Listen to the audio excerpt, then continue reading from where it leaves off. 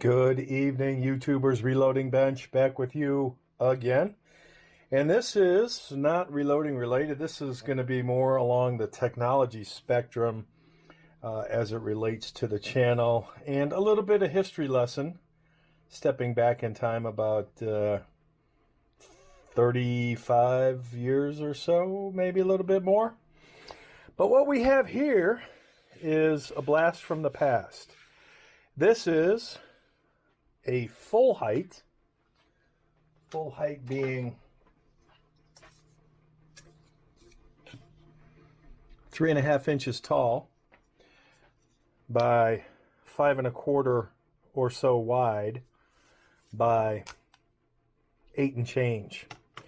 And this was a computer hard drive from the 90s, late 80s, early 90s, made by our friends in Maxter, our friends Maxter in San Jose for IBM. And this is an SD drive, ESDI, Enhanced Small Device Interface. And this is 314 megabytes. Yes. And I'll never forget, in the 90s, I worked for a consulting company, and there was a local auction in Northern California. Ross Dove, I think, was the name. They used to do a lot of computer auctions. And even the defects on this drive, the individual mapping of the head and cylinder landing locations are noted on here. But this drive, when new, I'm not even going to venture to say what it cost new. Suffice to say, it was a lot of money. So in the late 80s, my first computer had a 20 megabyte hard drive, which was also insane at the time, because that's also when you had dual floppy boot drives, meaning you needed a floppy disk, whether that was 5 1/4 or 3.5, in order to boot your computer. So computers with hard drives at that time in the late 80s were a new thing. So when I attended this auction in this was the early 90s, 93-ish time frame, I won this type of drive. It was also an ESDI SD drive. I think it was 320 megabytes, and I actually paid $320 for it.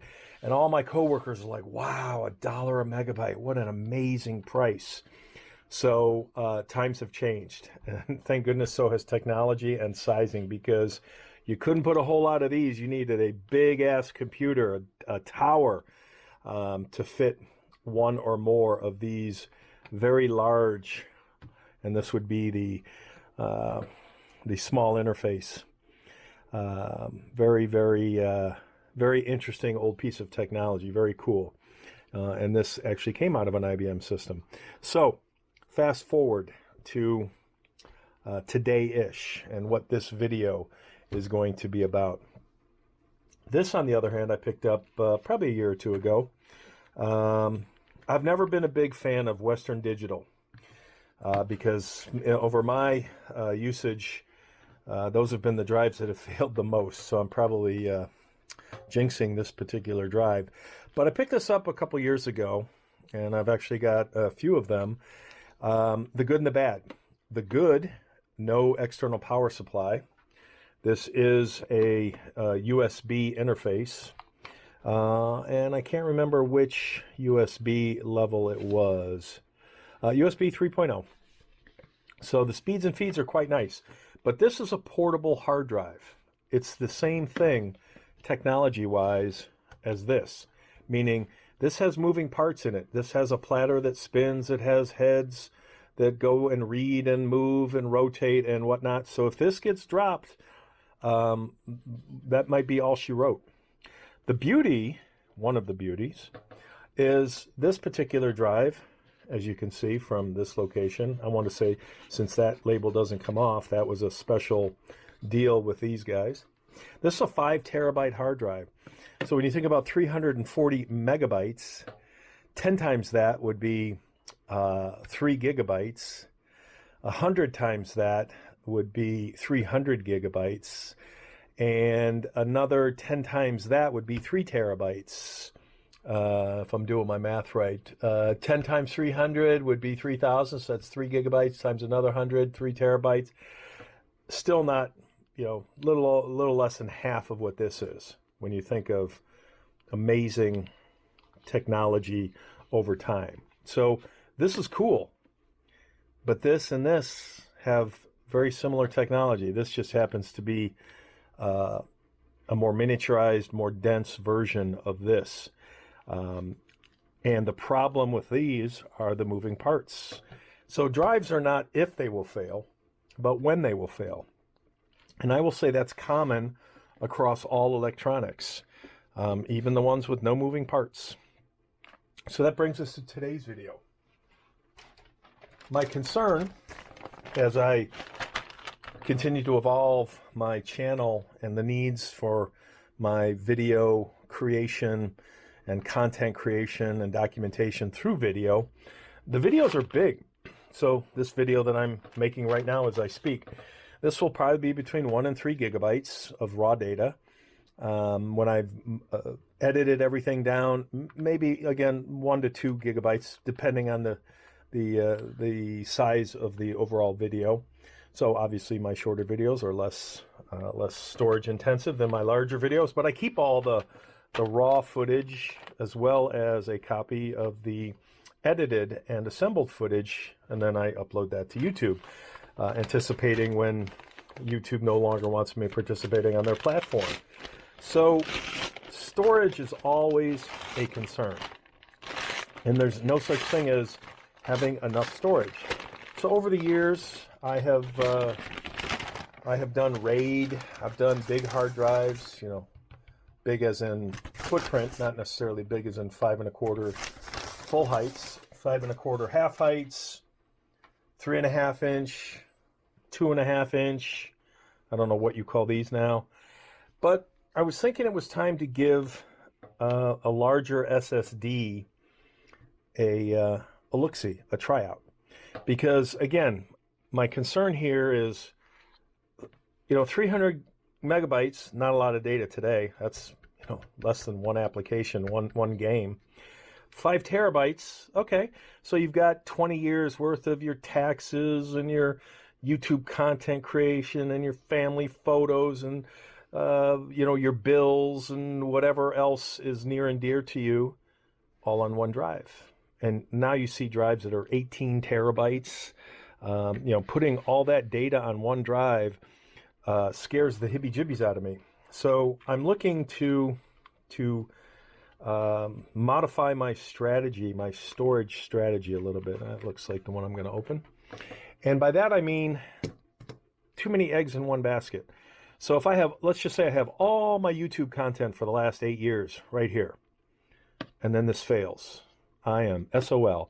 And, you know, I used to have backup tapes and all that other stuff, but hard drive technology has come down so much in price that it doesn't make sense to do things like tape backup, DVD, CD. Again, when you only had 340 megabytes, backing up to tape, an 80 megabyte tape wasn't so bad. Making DVDs, CDs, 600 megabytes, DVDs, more. I don't even remember what a DVD held in terms of storage capacity. But my thought was, and I remember when SSDs first came out and how expensive they were, and I think they still are relatively expensive.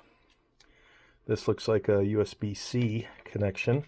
So I like USB-C, gets away from the proprietariness, but I have to make sure I have a USB-C either connection or adapter for either USB or whatever. I can't remember if my computer actually has a USB-C native connection. I think it has one, whereas, you know, newer computers, everything is USB-C.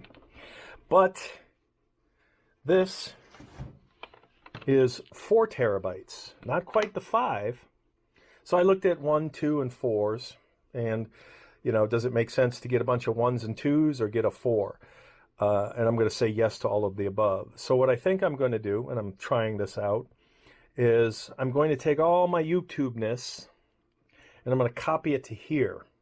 Not that I'm going to not use this anymore, but I think by, you know, creating a different type of storage redundancy model for my business / my storage needs as a content creator, I think I'm going to diversify. And by that I mean, instead of buying more of these, because they are mechanical. And let's say you bump something and it falls off.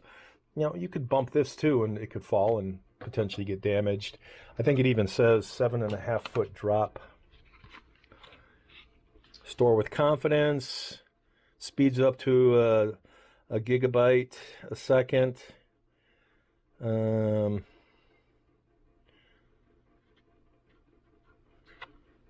want to say shock up to 7 feet. I saw that somewhere. Can't remember where I saw. I think it might have been in the marketing literature. But in any case, and I know they have an X10 version out now, so this space will always be evolving, growing, and hopefully prices coming down. This more expensive than that. This was like $250 all in. This was about $115 all in. But again, that was also a couple years ago, so I don't know if this has come down or stayed up in price. And they make this, you know, impossible to open. So I guess you can't say, oh, I didn't open it.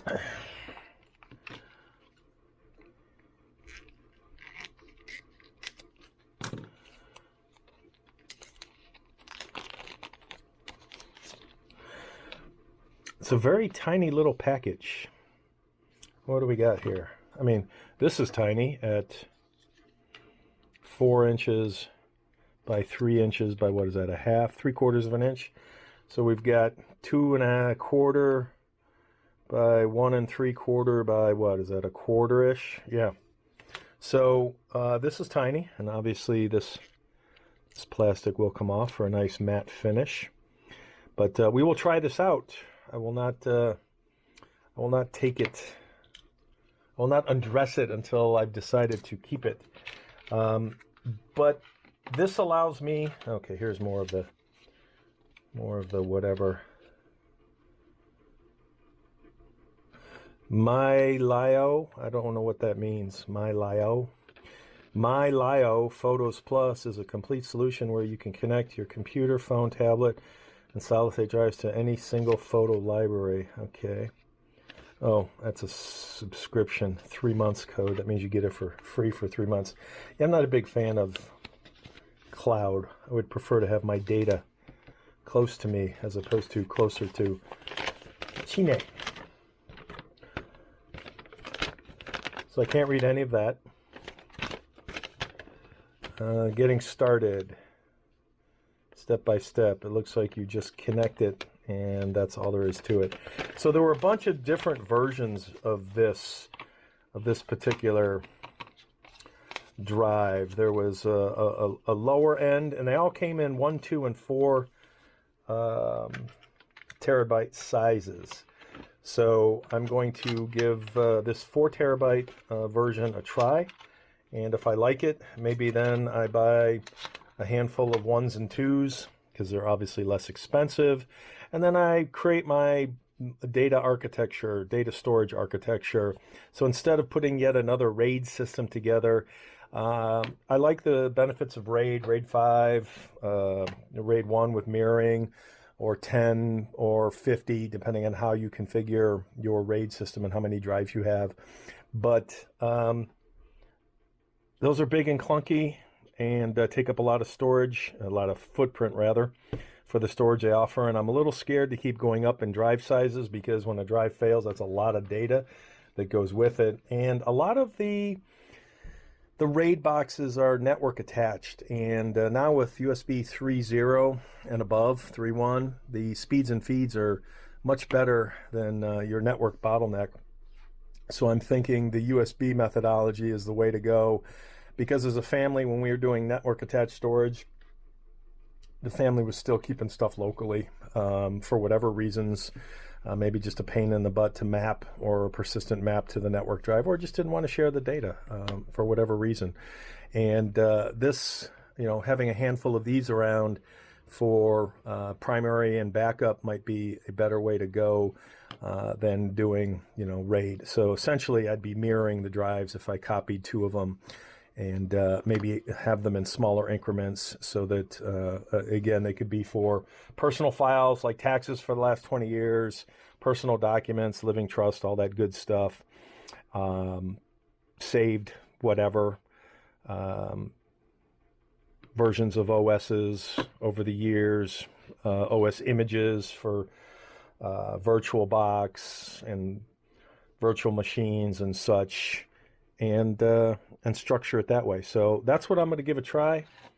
I'm going to see how I'm going to run I'll probably dump what's on OneDrive, one of these to one of these, and see what I get for transfer, because I recall going from one NAS to another. It's just days and days and days and timeouts and data issues. So we're going to see if this addresses that with these two, because again, this has moving parts, and moving parts, when you start to hear noises, scare me, whereas this has no moving parts. That's not to say this won't fail.